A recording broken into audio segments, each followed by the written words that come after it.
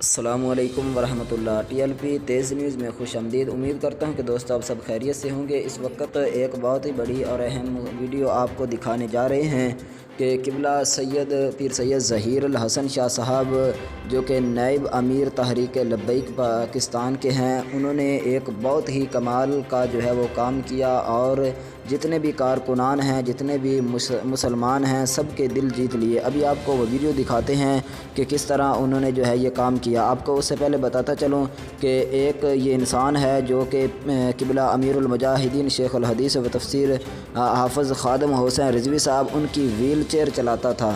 تو اس جب علاقے میں ظہیر الحسن شاہ صاحب خطاب کرنے آئے تو آپ نے کہا کہ میں خطاب کرنے نہیں بلکہ میں تو اس انسان کے جو بابا جی کی ویل چیئر چلاتا تھا اس کے ہاتھ چومنے آیا ہوں۔ تو چلیے ابھی وہ ویڈیو دیکھتے ہیں کہ کس طرح ظہیر الحسن شاہ صاحب نے کہا۔